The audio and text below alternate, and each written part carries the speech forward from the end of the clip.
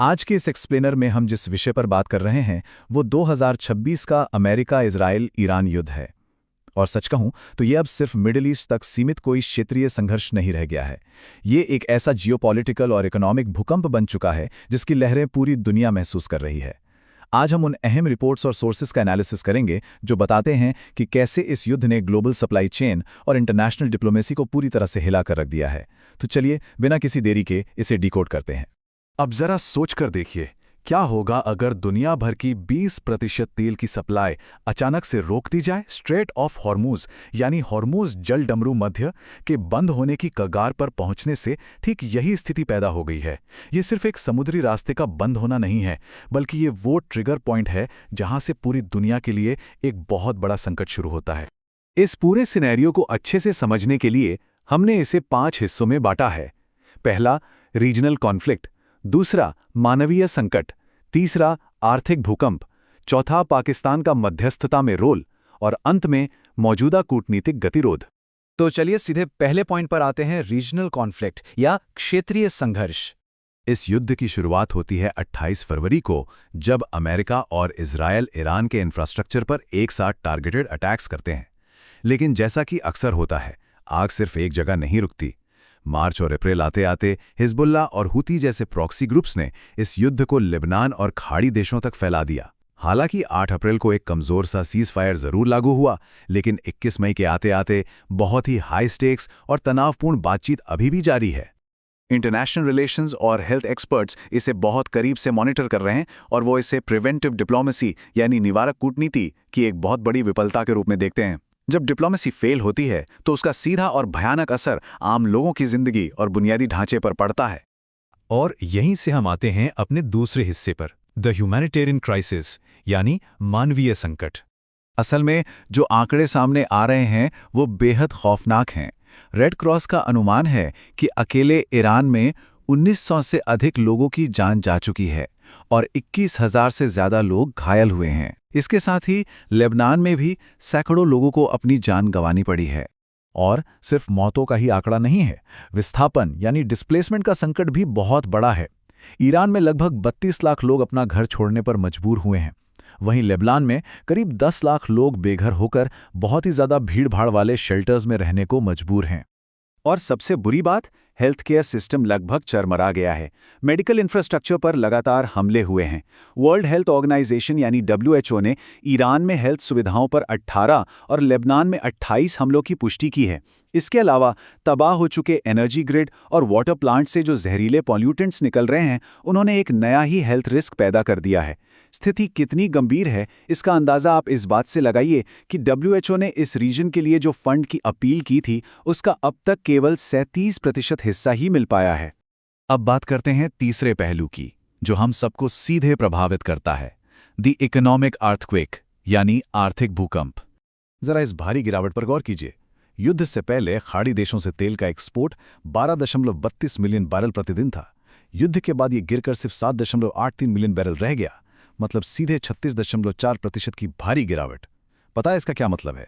इसका मतलब है कि $15 बिलियन से ज़्यादा का ऑयल रेवेन्यू रातों रात खत्म हो गया, जिसने ग्लोबल सप्लाई चेन की कमर तोड़ कर रख दी है।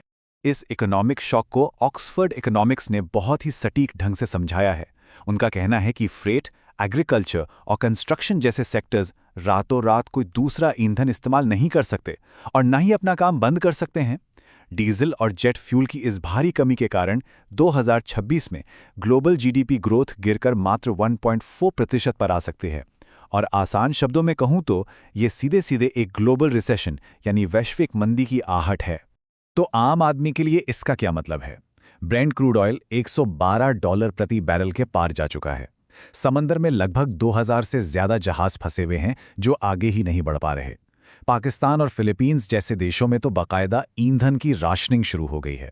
और इस सब के बीच ईरान ने स्ट्रेट ऑफ हॉर्मुज से गुजरने वाले हर जहाज पर $2 मिलियन का एक भारी भरकम टोल लगा दिया है।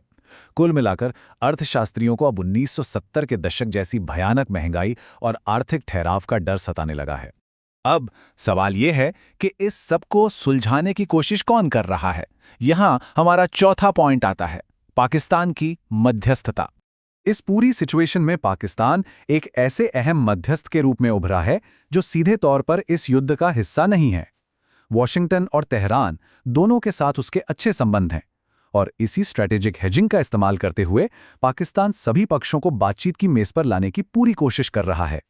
अगर हम उनके कूटनीतिक कदमों को देखें तो उन्होंने 3 मुख्य स्टेप्स लिए हैं। पहला, ओमान में अमेरिकी वार्ताकारों के साथ बैक चैनल कम्युनिकेशंस। दूसरा, इस्लामाबाद में मिस्र, तुर्की और सऊदी अरब के साथ एक रीजनल समिट होस्ट करना।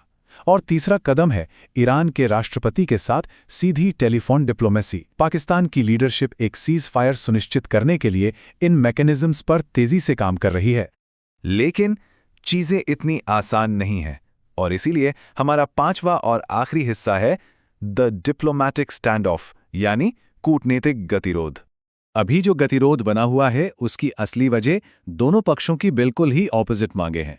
अमेरिका चाहता है कि ईरान का हाईली एनरिच्ड यूरेनियम का स्टॉक देश से बाहर ले जाया जाए। वहीं दूसरी तरफ ईरान इस बात पर अड़ा है कि स्ट्रेट ऑफ होर्मस पर उसकी संप्रभुता को मान्यता मिले और उसे वहां टोल वसूलने का अधिकार दिया जाए। ये दोनों ही मांगे फिलहाल आपस में बिल्कुल भी मेल नहीं खा रही हैं।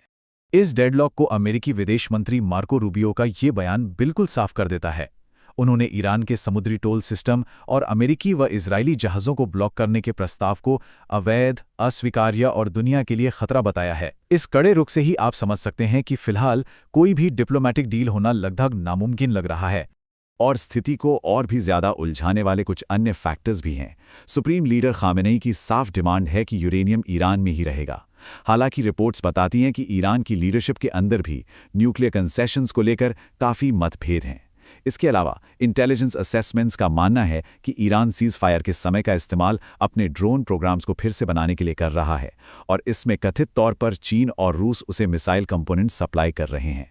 वहीं अमेरिका ने भी अपनी कड़ी नौसैनिक नाकाबंदी जारी रखी है। तो हम अभी कहाँ खड़े हैं? अमेरिकी नेगोशिएटर्स ने चेतावनी दी है कि कूटनीति के लिए जो समय है वो अब बिल्कुल बॉर्डर लाइन पर आ चुका है। वहीं ईरान ने भी धमकी दी है कि अगर कोई नया हमला हुआ तो उसका जोरदार जवाब दिया जाएगा। सच कहूं तो दोनों ही पक्ष उस पॉइंट पर खड़े हैं जहां अगर बातचीत फेल होती है तो वो फिर से एक भयानक सैन्य कार्यवाही की तरफ लौटने को तैयार दिख रहे हैं। तो इस पूरे एक्सप्लेनर के अंत में हमारे सामने एक बहुत ही गंभीर सवाल खड़ा होता है। अगर ये कूटनीतिक गतिरोध ऐसे ही बना रहता है तो क्या हमारी ग्लोबल इकोनॉमी दुनिया के सबसे महत्वपूर्ण समुद्री रास्ते के हमेशा के लिए एक हथियार बन जाने के इस झटके को सह पाएगी? ये एक ऐसा सवाल है जो आने वाले समय में हमारी वैश्विक ऊर्जा और अर्थव्यवस्था का भविष्य तय करेगा। इस एक्सप्लेनर में हमारे साथ जुड़ने के लिए बहुत बहुत धन्यवाद।